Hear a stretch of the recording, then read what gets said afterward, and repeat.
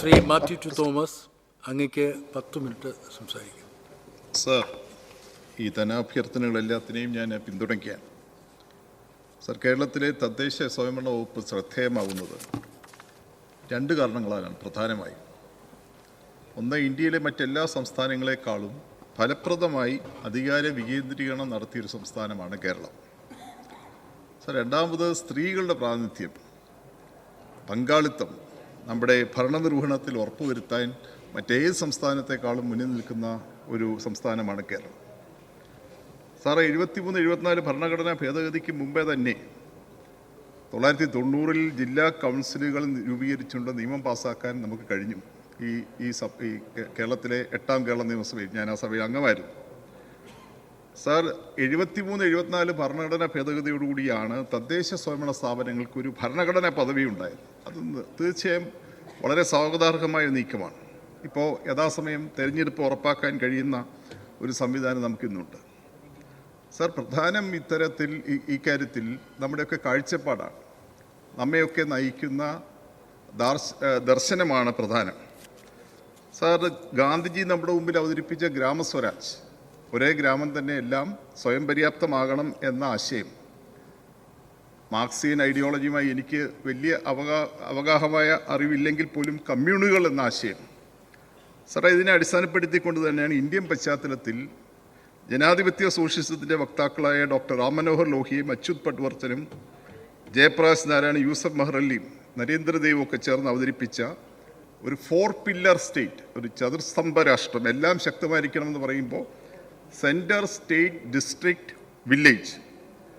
Sir, അനിവാര്യമായി കേന്ദ്രം മാത്രം കൈകാര്യം ചെയ്യേണ്ടുന്ന വിഷയങ്ങൾ, കറൻസി, പ്രതിരോധം, വിദേശകാര്യം തുടങ്ങി മറ്റ് താഴേക്ക് കൊടുക്കാൻ കഴിയാത്ത വിഷയങ്ങൾ മാത്രം കേന്ദ്രം കൈകാര്യം ചെയ്യുക, പരമാവധി അധികാരം ഗ്രാമങ്ങൾക്ക് കൊടുക്കുക. അപ്പോൾ 4 പില്ലർ സ്റ്റേറ്റിൽ ഒരു കാരണവശാലും താഴേക്ക് കൊടുക്കാൻ കഴിയാത്ത കാര്യങ്ങൾ മാത്രം കേന്ദ്രം നിലനിർത്തുക, കൊടുക്കാവുന്ന പരമാവധി കാര്യങ്ങൾ ഇങ്ങനെ താഴെത്തട്ടിൽ ഗ്രാമങ്ങളിൽ കൊടുക്കുക എന്ന ആശയമാണ് ഈ സോഷ്യലിസ്റ്റുകൾ, ജനാധിപത്യ സോഷ്യലിസ്റ്റുകൾ നമ്മുടെ മുമ്പിൽ വെച്ചത്. സാർ, ഇന്ന് പഞ്ചായത്ത് രാജ് നിയമം വന്നപ്പോൾ ബ്ലോക്ക് പഞ്ചായത്ത് എന്നൊരു സംവിധാനം കൂടി വന്നിട്ടുണ്ട്. സാർ, ഈ ബ്ലോക്ക് പഞ്ചായത്ത് നിയമത്തിൻ്റെ ഭാഗമാണ്.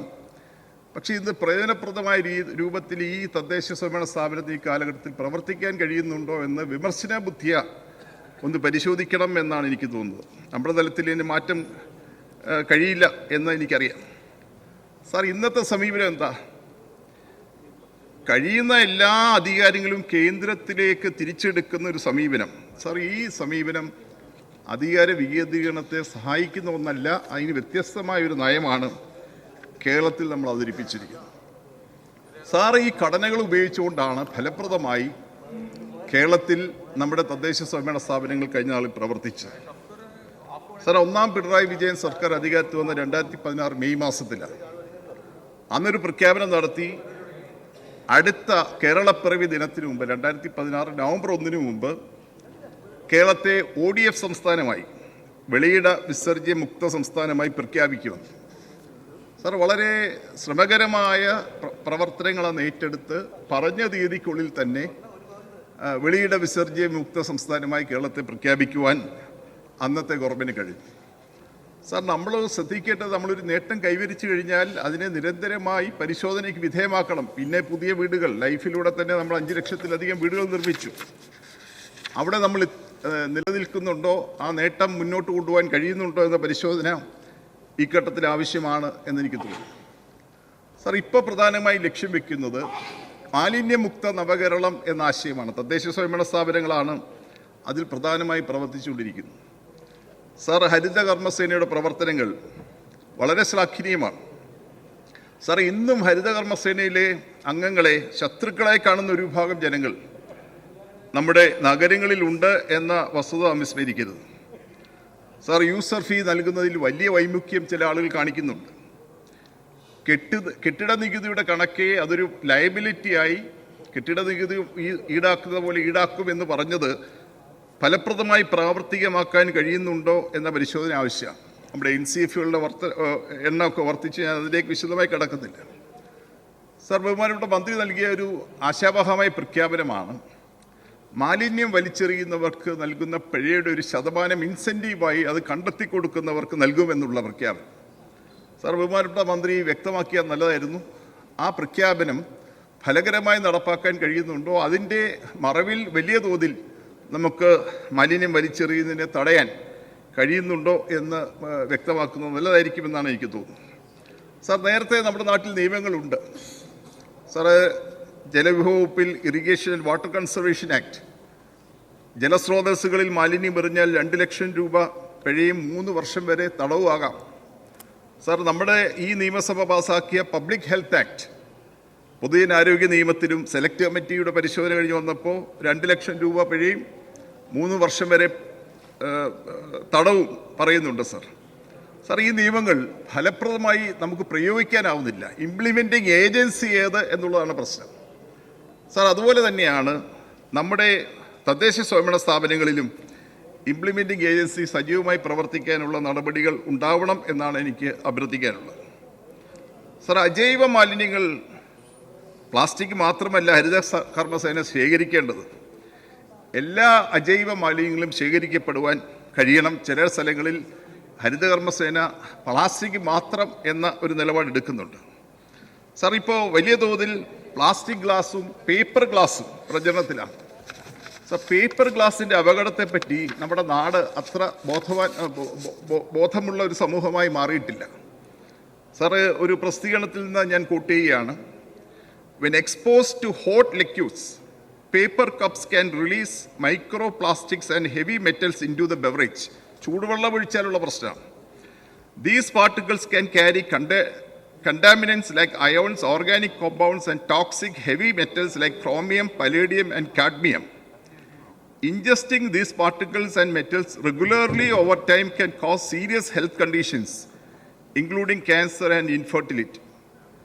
വളരെ ഗുരുതരമായ ആരോഗ്യ പ്രശ്നങ്ങൾ ഈ പ്ലാസ്റ്റിക് അല്ലെങ്കിൽ ഈ പേപ്പർ ഗ്ലാസ്സിലേക്ക് ചൂട് ദ്രാവകം ഒഴിച്ചാൽ ഉണ്ടാകും എന്നാണ് ഒരു പ്രസിദ്ധീകരണത്തിൽ നിന്ന് ഞാൻ കൂട്ടിയാൻ ശ്രമിക്കുന്നത്. അതുണ്ടാക്കുന്ന പാരിസ്ഥിതിക പ്രശ്നങ്ങൾ വേറെയാണ്. മണ്ണിനടിയിൽ അഴുകിച്ചേരുവാൻ 100-ൽ പരം വർഷങ്ങൾ വേണ്ടിവരും. സാർ, കടലിലും നദികളിലും എത്തുന്നത് മത്സ്യസമ്പത്തിനെ ബാധിക്കും, മറൈൻ ലൈഫിനെ ബാധിക്കും. സാറ്, രാസപദാർത്ഥങ്ങൾ ഉപയോഗിച്ചാണ് വാട്ടർ പ്രൂഫ് ആക്കുന്നത്, വലിയ അപകടമാണ്. അതുകൊണ്ട് മാലിന്യമുക്ത നവകേരളം എന്ന സംഗതിയിൽ ഈ പേപ്പർ കപ്പുകൾ ഒഴിവാക്കാൻ തക്കവണ്ണമുള്ള നിയമനിർമ്മാണം, അതിനുള്ള നടപടികൾ കൂടി ഉണ്ടാകണം എന്ന ഒരു അഭിപ്രായം കൂടി ഞാൻ രേഖപ്പെടുത്തുകയാണ്. സാറ്, മാലിന്യമുക്ത നവകേരളത്തിൽ നമ്മൾ ലക്ഷ്യമിടുന്നത് എന്താ? വീടുകളിൽ ഉൽപ്പാദിപ്പിക്കപ്പെടുന്ന ജൈവ മാലിന്യങ്ങൾ ഉറവിടങ്ങളിൽ തന്നെ സംസ്കരിക്കണമെന്നാണ്. നല്ല ആശയമാണ്, എല്ലാവരും അംഗീകരിച്ച ആശയമാണ്. സാർ, ഈ നയം ഫലപ്രദമായി നടപ്പിലാക്കാൻ കഴിയുന്നുണ്ടോ എന്ന ഒരു പരിശോധന നമുക്ക് ആവശ്യമാണ്. പല വീടുകളിലും ഭവനങ്ങളിലും ഈ ജൈവ മാലിന്യങ്ങൾ സംസ്കരിക്കാനുള്ള സംവിധാനങ്ങളില്ല. അപ്പോൾ സംവിധാനങ്ങളില്ല എന്ന് പറയുമ്പോൾ എന്താ? എവിടെയെങ്കിലും ഓപ്പൺ സ്പേസിൽ വലിച്ചെറിയും, അത് വലിയ ബുദ്ധിമുട്ടുണ്ടാക്കും. സാർ, അതുകൊണ്ട് മാലിന്യമുക്ത നവകേരളം എന്ന ആശയം നടപ്പിലാക്കുമ്പോൾ ജൈവ മാലിന്യങ്ങൾ ഉറവിടങ്ങളിൽ തന്നെ സംസ്കരിക്കാനുള്ള സംവിധാനങ്ങൾ എല്ലാ വീടുകളിലും ഉറപ്പാക്കുവാൻ, ഒരുപക്ഷെ അതിന് സബ്സിഡി കൊടുത്ത് ചില ബയോഗ്യാസ് പ്ലാന്റുകൾ അടക്കമുള്ള സംവിധാനങ്ങൾ രൂപപ്പെടുത്തുവാൻ നമുക്ക് കഴിയണം. സാർ, ഞാനൊരു നിർദ്ദേശം കൂടി വെക്കുകയാണ്. മാലിന്യമുക്ത നവകേരളം എന്നതിൽ അവസാനിപ്പിക്കുകയല്ല വേണ്ടത്. സൗന്ദര്യവൽക്കരിക്കപ്പെട്ട ഒരു നവകേരളം എന്ന് നമ്മുടെ പ്രധാന ജംഗ്ഷനുകളിലൊക്കെ സൗന്ദര്യവൽക്കരണത്തിന് വേണ്ടിയുള്ള നടപടികൾ സ്വീകരിക്കാൻ കഴിയണം. സാറേ, എൻ്റെ നാട്ടിലെ ഒരു ഉദാഹരണമാണ് ഞാൻ പറയുന്നത്. Thiruvalla bypass road 3 ജംഗ്ഷനുകളുണ്ട്. ആ 3 ജംഗ്ഷനുകളും ഓരോ മെഡിക്കൽ കോളേജ്, ബിലീവേഴ്സ് മെഡിക്കൽ കോളേജും പുഷ്പേരി മെഡിക്കൽ കോളേജും അതോടൊപ്പം തന്നെ തിരുവല്ല മെഡിക്കൽ മിഷനും 3 സൗന്ദര്യവൽക്കരിച്ച് ചെടികൾ വെച്ച് ഒരിടത്തെ ഒരു ഗാന്ധി പ്രതിമയൊക്കെ സ്ഥാപിച്ച് മനോഹരമായി സൂക്ഷിക്കുകയാണ്. സാർ, അതുകൊണ്ട് സൗന്ദര്യവൽക്കരിക്കപ്പെട്ട ഒരു നവകേരളം എന്ന ലക്ഷ്യം വേണം. സാർ, ഒരു കാര്യം കൂടെ പറഞ്ഞ് ഞാൻ അവസാനിപ്പിക്കുക.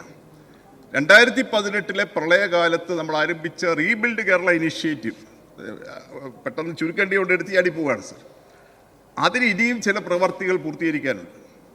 സാറേ, ബഹുമാനപ്പെട്ട മന്ത്രി ശ്രദ്ധയെ കൊണ്ടുവരികയാണ്. എൻ്റെ മണ്ഡലത്തിലെ ജനസേവാ റോഡ് കരാർ വെച്ചതാണ്, കരാർ ഏറ്റെടുത്താണ്, ഇതുവരെ പണി ആരംഭിച്ചിട്ടില്ല. പെരിങ്ങര പഞ്ചായത്തിൽ ജനസേവ, അങ്ങനെ നിരവധി കാര്യങ്ങൾ. സാറ്, ഞാൻ പല തവണ ഈ അസംബ്ലിയിൽ പറഞ്ഞ കാര്യം ആവർത്തിക്കുകയാണ്.